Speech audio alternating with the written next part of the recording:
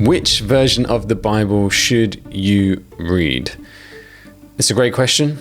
I'm going to do my best to answer that for you in this video. I have read the Bible the whole way through in the past 5 years, 2 times now. I'm about to finish for the second time. Now, I don't say that to boast. I probably should have read more than that in this time. However, that's what I've read. And when I first started reading the Bible 8 years ago, I started off reading the King James Version. Some of you right now might be thinking about reading the King James Version, and it is understandable why. A lot of people, which is what I had heard from a lot of people, is that the King James Version is the most accurate translation of the Bible. So, like stewards of the word, we want to read the most accurate translation of the Bible. However, unless you were born in the 1700s and have a PhD in literature, it is going to be really, really hard to understand that. It is written in Old English.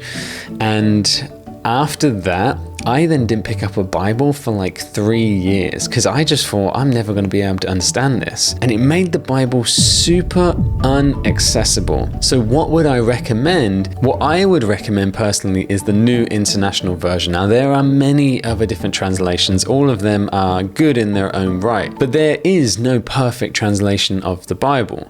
To get the perfect translation of the Bible would be to read the original scriptures. So you'd have to learn Greek, Hebrew, and Aramaic. There is a time and a place for every type of translation, and though I am saying that I think the King James Version is very hard to read, I still read it on an almost daily basis.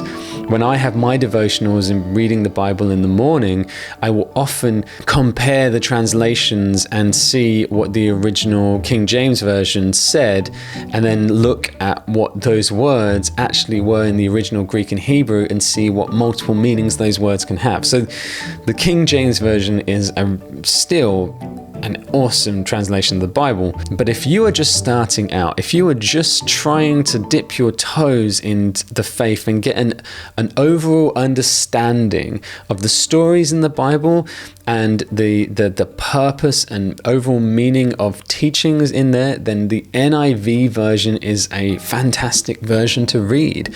Some people are going to tell you otherwise. Some people get real prideful about it and no, I'll never. Don't get caught up in that. Just be stewards of the word. Read the Bible, hear the stories, and just read multiple versions later on as you go along. Once you've read the NIV, then read the King James Version if you can. Then read the NIV version, because what I don't want you to do is to start reading the scriptures and find it, not only are you struggling to understand the spiritual teachings, but you're also struggling to understand the language, which is making it doubly hard for you to learn and to really hear about Christ, hear about what Jesus teaches, which is what's most important, is you get the point about Christ, that this guy died, this is how he lived. And for me, after giving up on the King James Version, it wasn't until 3 years later that I picked up an NIV version of the Bible after being recommended that by some sincere and incredible Christians. I have now grown in my own walk with God, and that would never have happened without years and years and years and years and years of training and learning Old English and learning what thy, thou, and thee means. And, I hope this is helpful to someone out there who is right now wanting to read the Bible and has been struggling with reading the King James Version, and they're able to really digest that food, that they're wanting to have. So,